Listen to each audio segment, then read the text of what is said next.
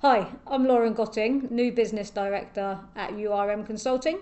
Back in January, we hosted a live Q&A session where Amarjit Sandhu, also known as AJ, URM's cybersecurity analyst and Cyber Essentials assessor, answered key questions about the Cyber Essentials and Cyber Essentials Plus. During the session, he covered everything from the scheme's requirements and recent changes all the way through to practical advice for certification. In this series, we're sharing a selection of his answers in short, bite-sized clips. We hope you find them useful. I reckon there's probably quite a few organisations in a similar position to this top question here. So we have a mature ISO 27001 certification. What additional controls or policies are required for CE and CE+? So this is quite a difficult one to respond to because it depends on how you've configured things, because ISO is so wide ranging. It covers so many different areas from HR to technical, and it's covering lots of things that are outside the scope of Cyber Essentials.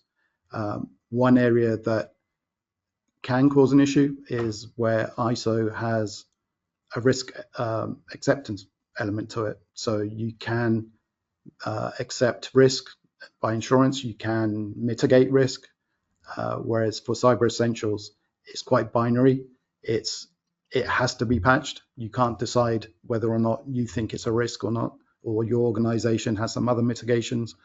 It has to be patched. The only what you could describe as a mitigation would be by segregation. So if you segregate devices and they have no internet connectivity, then you can still answer yes to the scoping question and do whole organization. Obviously, if you need internet connectivity for that segregated area, then you would have to say no and base it on that scenario. I think this is one we come up against a lot, especially for like our larger clients that have ISO 27 and SOC 2. And it's like, right, Cyber Essentials we're really struggling with. I always use the device one as an example. Your ISO 27 might say, yeah, we've got 100 out of support laptops that are in use, but we're going to change 50 of them every year, and we've accepted that. Whereas with Cyber Essentials, it's like, no, you can't do that. You either meet it or you don't.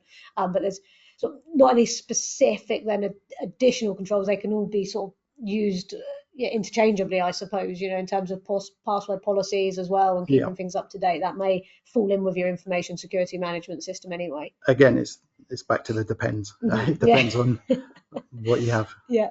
Brilliant. And AJ, is there now a requirement? So I assume that in terms of like a requirement coming in for technical controls on personal devices.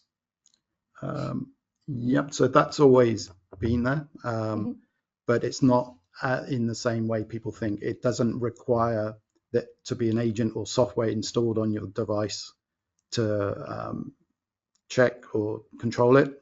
Ideally, you do want to do that, but it's not a requirement.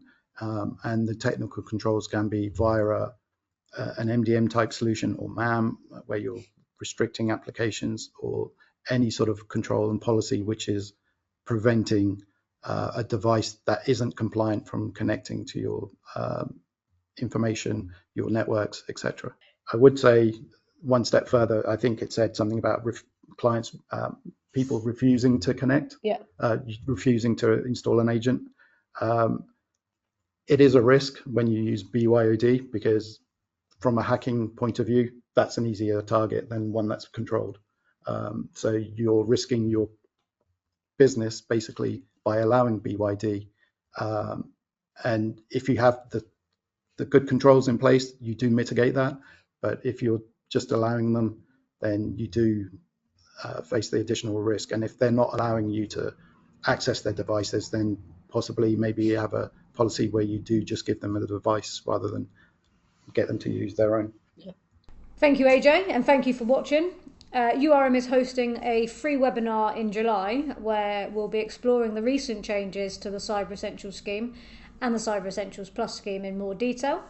If you'd like to understand how these updates could affect your organisation and get further guidance from our experts, feel free to register at our website urmconsulting.com.